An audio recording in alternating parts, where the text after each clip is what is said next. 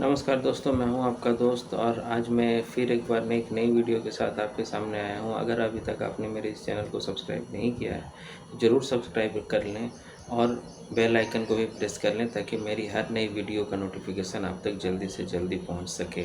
तो स्टूडेंट्स, आज हम लोग कक्षा 10 के लिए भूगोल की पाठ्य पुस्तक समकालीन भारत 2 के पहले चैप्टर संसाधन एवं विकास के प्रश्न उत्तरों की बात करेंगे। तो आइए देखते हैं कि कौन कौन से प्रश्नों का किस प्रकार से उत्तर दिया जा सकता है।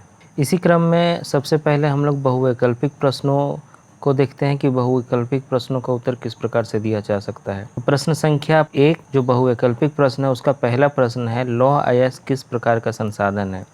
और आपके पास जो 4 ऑप्शन दिए हैं उसमें पहला ऑप्शन है नवीकरण योग्य, दूसरा ऑप्शन है प्रवाह, तीसरा ऑप्शन है जैव और चौथा ऑप्शन है अनवीकरण योग्य। तो इसका उत्तर होगा अनवीकरण योग्य। दूसरा प्रश्न है, ज्वारीय ऊर्जा निम्नलिखित में से किस प्रकार का संसाधन है। ऑप्शन के रूप में पहला ऑप्शन है पुनः पूर्ति योग्य, दूसरा है अजैव, तीसरा है मानवकृत और चौथा है अचक्रीय। तो इसका उत्तर होगा पुनः पूर्ति योग्य। प्रश्न संख्या 3 में, पंजाब में भूमि निम्नीकरण का निम्नलिखित में से मुख्य कारण क्या है। ऑप्शंस हैं गहन खेती, अधिक सिंचाई, वनोन्मूलन तथा अति पशुचारण। तो इस प्रश्न का उत्तर होगा अधिक सिंचाई। प्रश्न संख्या 4 है, निम्नलिखित में से किस प्रांत में सीढ़ीदार या सोपानी खेती की जाती है। पहला ऑप्शन है पंजाब, दूसरा है उत्तर प्रदेश के मैदान, तीसरा है हरियाणा और चौथा है उत्तरांचल। इसका उत्तर होगा उत्तरांचल, जिसे अब उत्तराखंड के नाम से जाना जाता है। पांचवा प्रश्न है, इसमें से किस राज्य में काली मृदा पाई जाती है। पहला ऑप्शन है जम्मू एंड कश्मीर, दूसरा राजस्थान, तीसरा गुजरात और चौथा है झारखंड। इसमें से गुजरात राज्य में काली मिट्टी जो है वो पाई जाती है। प्रश्न संख्या 2 के अंतर्गत सभी प्रश्नों का उत्तर लगभग 30 शब्दों में देना है। तो प्रश्न संख्या 2 के अंतर्गत पहला जो प्रश्न है उसके अनुसार 3 राज्यों के नाम बताएं जहां काली मृदा पाई जाती है।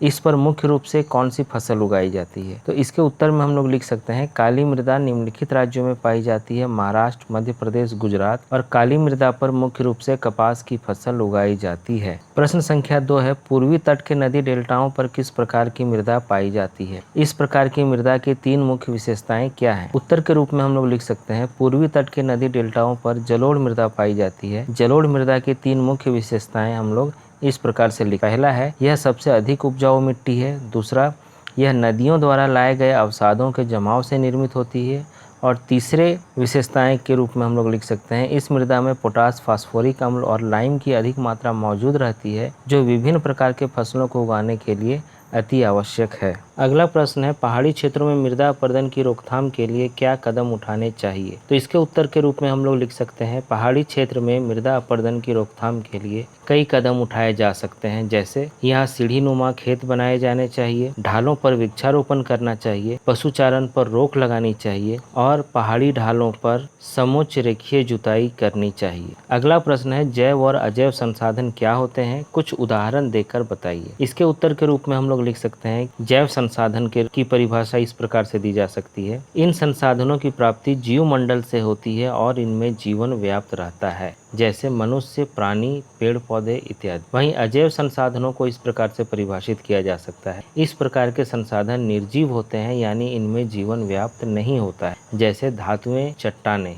इत्यादि। प्रश्न संख्या 3 का उत्तर लगभग 100 शब्दों में देना है। प्रश्न संख्या 3 के अंतर्गत जो पहला प्रश्न है वह है, भारत में भूमि उपयोग प्रारूप का वर्णन करें। वर्ष 1960-61 के अंतर्गत वन क्षेत्र में महत्वपूर्ण वृद्धि दर्ज नहीं हुई, इसका क्या कारण है। इसके उत्तर के रूप में हम लोग लिख सकते हैं, वर्तमान में भारत में भूमि उपयोग का प्रारूप जो है वह निम्नलिखित रूप में आप देख सकते हैं, और भूमि उपयोग का जो प्रारूप है वो आपको स्क्रीन के ऊपर दिख रहा होगा, जिसके अंतर्गत वन जो है 22.57% है, बंजर और कृषि अयोग्य भूमि जो है 6.29% है, कृषि योग्य बंजर भूमि 1.1%, वर्तमान प्रति 7.3%, प्रति भूमि के अतिरिक्त अन्य पुरातन प्रति 3.38%, स्थायी चारागाहें तथा अन्य गोचर भूमि 3.45%, गैर कृषि प्रयोजनों के अंतर्गत इमारतें, सड़कें आदि बनाने के लिए 7.92% भूमि, विविध वृक्ष फसलों तथा उपवनों के अंतर्गत 1.1% भूमि, तथा शुद्ध बोया गया क्षेत्र जो है वो 43.41% भूमि जो है। वर्ष 1960-61 में वनों के अंतर्गत क्षेत्र में महत्वपूर्ण वृद्धि नहीं हो पाई। इसका मुख्य कारण है बड़े पैमाने पर विभिन्न कारणों से वनों की कटाई होना। अगला प्रश्न है प्रौद्योगिकी और आर्थिक विकास के कारण संसाधनों का अधिक उपभोग कैसे हुआ है। तो इसके उत्तर के रूप में हम लोग लिख सकते हैं उद्योगों की स्थापना के परिणाम स्वरूप अधिक उत्पादन होता है, जिसके लिए अधिक कच्चे माल की आवश्यकता होती है, जिस कारण संसाधनों का अधिक उपयोग होता है। आर्थिक विकास से लोगों की आय में वृद्धि होने से भी अधिक मात्रा में उत्पादों की जरूरत पड़ती है। लोग अपने लिए अधिक से अधिक संसाधन जुटाना चाहते हैं, इस प्रकार संसाधनों का अधिक प्रयोग होता है। यहाँ एक बात बताना अति आवश्यक है कि संसाधनों के अधिक उपयोग से अनवीकरणीय संसाधनों की जैसे पेट्रोल, डीजल, गैस आदि के जल्द समाप्त होने की संभावना बन गई है, जो कि एक गहन चिंता का विषय है। इसी चैप्टर के कुछ अति लघु उत्तरीय प्रश्न हैं जिनका उत्तर आपको एक वाक्य में देना होगा और इन प्रश्नों के लिए 1 नंबर या 2 नंबर जो है वो निर्धारित होंगे। तो आइए देखते हैं ऐसे कौन कौन से प्रश्न इस चैप्टर से हो सकते हैं। पहला प्रश्न हो सकता है संसाधन से आपका क्या तात्पर्य है या संसाधन से आप क्या समझते हैं। इसके उत्तर के रूप में हम लोग लिख सकते हैं पर्यावरण में मौजूद प्रत्येक वस्तु जो हमारी आवश्यकताओं को पूरा करने में प्रयुक्त की जा सकती है और जिसको बनाने के लिए प्रौद्योगिकी उपलब्ध है तथा जो आर्थिक रूप से संभाव्य और सांस्कृतिक रूप से मान्य है, संसाधन कहलाती है। यदि अतु लघु उत्तरीय प्रश्न के रूप में इसे देखें तो हम लोग एक लाइन में इसका उत्तर दे सकते हैं पर्यावरण में मौजूद प्रत्येक वस्तु जो हमारी आवश्यकताओं को पूरा करती है या जिससे हमें लाभ प्राप्त होता है, संसाधन कहलाती है। अगला प्रश्न है समाप्यता के आधार पर संसाधनों को वर्गीकृत कीजिए।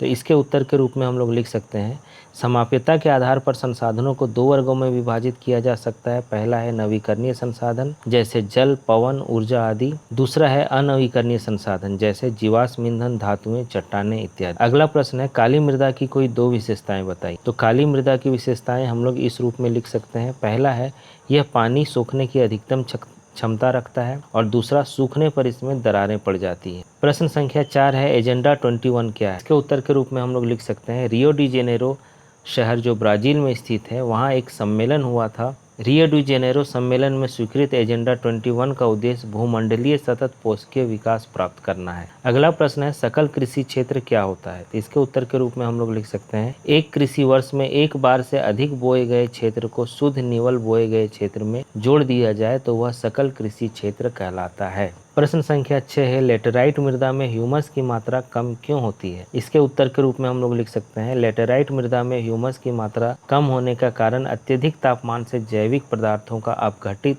करने वाले बैक्टीरिया का नष्ट होना है। अगला प्रश्न है मृदा अपरदन से आप क्या समझते हैं। इसके उत्तर के हम लोग लिख सकते हैं मृदा के कटाव और उसके बहाव की प्रक्रिया को मृदा अपरदन कहा जाता है। या फिर इसके उत्तर के रूप में हम लोग लिख सकते हैं कि मृदा का अपने स्थान पर टूटना फूटना और उसका एक स्थान से दूसरे स्थान तक स्थानांतरण मृदा अपरदन कहलाता है। अगला प्रश्न है भारत के उन राज्यों के नाम बताइए जहां खनिजों और कोयले के प्रचुर भंडार है। इसके उत्तर के रूप में हम लोग झारखंड, मध्य प्रदेश और छत्तीसगढ़ का नाम दे सकते हैं।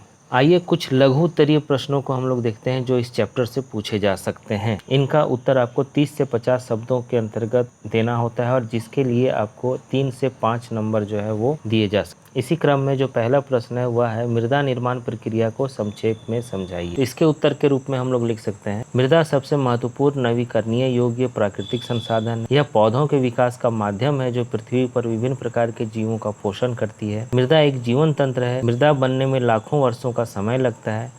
मृदा निर्माण के कारकों में उच्चावच, जनक, सेल, जलवायु, वनस्पति और अन्य जैव पदार्थ शामिल होते हैं। मृदा बनने की प्रक्रिया में तापमान परिवर्तन, बहते जल की क्रिया, पवन, हिमनद और अपघटन क्रियाओं का भी महत्वपूर्ण योगदान होता है। अगला प्रश्न है संसाधन नियोजन क्या है, हमारे देश में इसकी आवश्यकता क्यों है। तो इसके उत्तर के रूप में हम लोग लिख सकते हैं संसाधन नियोजन संसाधनों के उचित उपयोग की तकनीक और कौशल है। हमारे देश में संसाधन सीमित हैं तथा उनका वितरण असमान, इसलिए उनके उपयोग के लिए नियोजन आवश्यक। अगला प्रश्न है जलोढ़ मृदा पर संक्षेप में टिप्पणी लिखिए। इसके उत्तर के रूप में हम लोग लिख सकते हैं जलोढ़ मृदा भारत के विस्तृत क्षेत्रों में विशेषकर उत्तरी मैदान में पाई जाती है। यह विभिन्न नदियों द्वारा लाए गए निक्षेपों से बनी होती है। इसमें रेत, सिल्ट और मृत्तिका के विभिन्न अनुपात होते हैं। जलोढ़ मृदा 2 प्रकार की होती है, पहला है खादर और दूसरा है बांगर। जलोढ़ मृदा अत्यधिक उपजाऊ होती है। इस मृदा में गेहूँ, गन्ना, चावल तथा अन्य अनाज और दलहन की फसलें आसानी से उगाई जा सकती। अधिक उपजाऊ होने के कारण इस क्षेत्र में जनसंख्या का घनत्व भी अधिक पाया जाता है। इसी पाठ से संबंधित कुछ दीर्घ उत्तरीय प्रश्न भी बनाए जा सकते हैं। तो आइए देखते हैं कि पहला दीर्घ उत्तरीय प्रश्न क्या हो सकता है। पहला प्रश्न है, भूक्षरण क्या है? भूक्षरण को रोकने के उपायों का वर्णन कीजिए। इसके उत्तर के रूप में हम लोग लिख सकते हैं, विभिन्न प्राकृतिक एवं मानवीय प्रक्रियाओं के माध्यम से धीरे धीरे कृषि योग्य भूमि का विनाश अथवा नष्ट होते जाना भूक्षरण कहलाता है। भूक्षरण को निम्नलिखित उपायों द्वारा रोका जा सकता है। पहला है, वनों की अत्यधिक कटाई को रोकना चाहिए और साथ ही नए वन क्षेत्रों का विकास किया जाना चाहिए। दूसरा, उद्योगों के अंधाधुंध विस्तार को रोकना चाहिए तथा उससे उत्पन्न होने वाले कूड़े कचरे को नियंत्रित किया जाना चाहिए। तीसरा, मरुस्थलीय क्षेत्रों में खेतों के चारों तरफ झाड़ियां उगाकर या फिर पेड़ लगाकर प्रवाहित हवा से होने वाले भू अपरदन को रोकना चाहिए। चौथा, पहाड़ी ढालों पर तेज प्रवाहित जल को काबू में करने के लिए पेड़ों से सीढ़ीदार खेत बनाए जाने चाहिए। चौथा है, बाढ़ की समस्या उत्पन्न करने वाली नदियों पर बांध बनाना चाहिए। अगला प्रश्न है, संसाधन नियोजन के सोपानों की चर्चा कीजिए। भारत में संसाधन नियोजन के प्रयास को समझाइए। तो इसके उत्तर के रूप में हम लोग लिख सकते हैं, संसाधन नियोजन के निम्नलिखित सोपान हो सकते हैं, जिनमें पहला है, देश के विभिन्न प्रदेशों में संसाधनों की पहचान कर उनकी तालिका बनाना। इसके अंतर्गत क्षेत्रीय सर्वेक्षण मानचित्र बनाना और संसाधनों का गुणात्मक एवं मात्रात्मक अनुमान लगाना एवं मापन करना शामिल हो सकता है। दूसरा है, संसाधन विकास योजनाएं लागू करने के लिए उपयुक्त प्रौद्योगिकी कौशल एवं संस्थागत नियोजित ढांचा तैयार करना। और तीसरा है, संसाधन विकास योजनाओं और राष्ट्रीय विकास योजनाओं में समन्वय स्थापित करना या दोनों में सामंजस्य स्थापित करना। भारत में संसाधन नियोजन के प्रयास को हम इस रूप में देख, भारत में संसाधन नियोजन के लिए प्रथम पंचवर्षीय योजना से प्रयास करने शुरू कर दिए गए, लेकिन प्रौद्योगिकी विकास और संस्थागत परिवर्तनों के बिना पूर्ण विकास संभव नहीं है। इसलिए कई प्रदेश संसाधन होते हुए भी आर्थिक रूप से पिछड़े हुए हैं, जबकि कुछ प्रदेश संसाधनों की कमी के बावजूद आर्थिक रूप से विकसित। अतः संसाधनों की उपलब्धता के साथ प्रौद्योगिकी, मानव संसाधन की गुणवत्ता और ऐतिहासिक अनुभव की भी आवश्यकता है। तो ये थे पहले पार्ट के कुछ प्रश्न। यदि आपके मन में और भी कोई प्रश्न हो तो आप मुझे कमेंट बॉक्स के माध्यम से अपने प्रश्न भेज सकते हैं। मैं आपके प्रश्नों का उत्तर देने की यथासंभव कोशिश करूँगा। करियर और एजुकेशन के ऐसे ही वीडियोज़ के लिए बने रहिए मेरे साथ रैपिड जियो में।